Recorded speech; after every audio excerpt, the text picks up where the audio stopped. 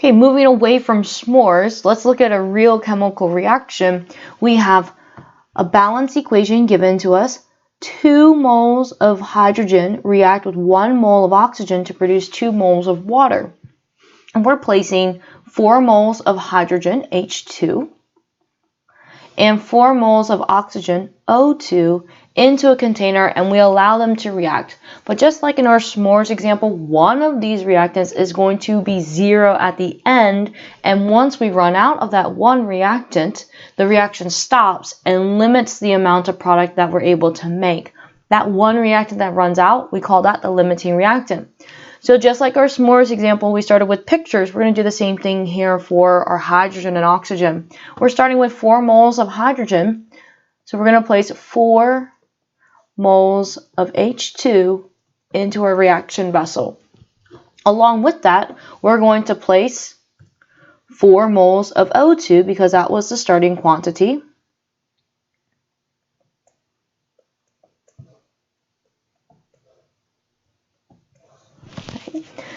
And we want to draw what we're going to have after the reaction is completed. Using our recipe, aka your balance equation, you'll see here for every 2 hydrogens, because its coefficient is 2, exactly 1 oxygen is needed. So we're going to circle the sets, 2 hydrogens and 1 oxygen. So here's one set. That's like our s'mores. Okay, but now when I circle this set, since our coefficient of the water, our product, is 2, every cycle of this reaction produces 2 moles of water. So I circle and I create 2 copies of water. And we're going to keep going until we run out of one of the reactants. So again, in this ratio, 2 hydrogens, 1 oxygen. I have another set there, and every time I circle, we're making 2 waters because its coefficient is 2. I can't keep going because now I don't have any more available hydrogens, so the reaction is done. We still have 2 oxygens in the container that did not react, so that's going to be our excess reagent. So the number of moles of water that are produced, we're going to count them. 1, 2, 3, 4. Which reactant is completely used? Well, which reactant do you not have any remaining? That's going to be the hydrogen. The reactant that is in excess is the one that you have some extras of, and that's the unreacted O2 right here. And how many moles do you have of unreacted oxygen? Count them. 1, 2. You have 2 moles of O2 in excess. So now we want to construct a BCA table before change and after table for this given reaction. But let's assume that we didn't have this picture here. We didn't know that the hydrogen was going to be limiting. We can construct still a BCA table just from the given quantities in our balance equation. So my first step will always be to rewrite the balance equation. 2 hydrogens react with 1 oxygen, and they make 2 waters. So at the beginning of this reaction, we have 4 moles of hydrogen, 4 moles of oxygen, 0 moles of water. The change row is going to use that limiting reactant. Now I don't know, pretend I don't have that picture and I didn't know hydrogen was limiting. How can I solve this without a picture? I want you to assign the first reactant as being limiting. You're going to do a test. Hypothetically, if hydrogen was a limiting reactant, all of it should be used. So if you started with 4, you should subtract all 4 of it. And that value of the limiting gets copied again to all the other change boxes. Reactants get minus signs, products get plus signs. And I multiply by that mole ratio.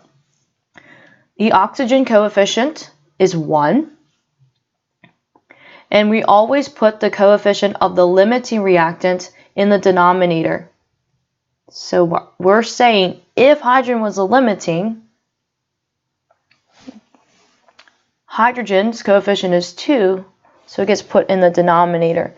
And real quickly, 4 over 2 gives me 2. And this is when you pause and you evaluate. Do you have enough oxygen to proceed? We start with 4 moles of oxygen. Our change is 2 moles of oxygen. So yes, you do have enough oxygen to complete this reaction. So yes, the limiting reactant is hydrogen, and that is what matches our picture from above. So now that I know that I have enough oxygen, I'm going to continue on and complete the water.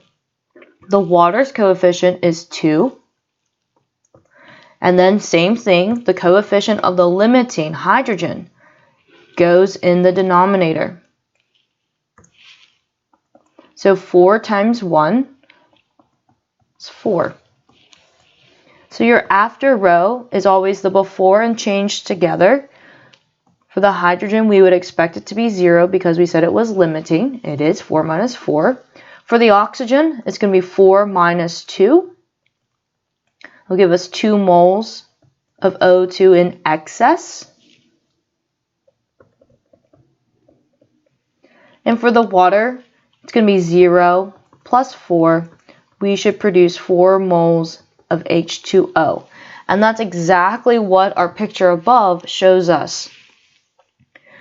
Highlighting our limiting column, that's your LR. Few things about that LR. Number 1, it's 0 at the end. Number 2, its value of 4 gets copied over to all the other change boxes. The limiting reactant determines the quantity of everything else. And then number 3, the coefficient of the limiting reactant is always the denominator in the mole ratio fractions. So hydrogen's coefficient is 2. It's the denominator in all these fractions. So how many moles of water are produced? By just looking at a BCA table, I should be able to answer these questions. I go to my after row. For the water, we have 4 moles of water made. The one that is completely used is your hydrogen because it's 0 after the reaction. The excess reactant is O2, and according to your BCA table, after the reaction, there are only 2 moles of oxygen left in excess. So whether you choose a BCA table or you have the picture, both should give you the same answer. So part C, based on these 2 methods, your picture and the BCA table, what determines how much product is made? It's the limiting reactant, the LR. The limiting reactant determines everything else.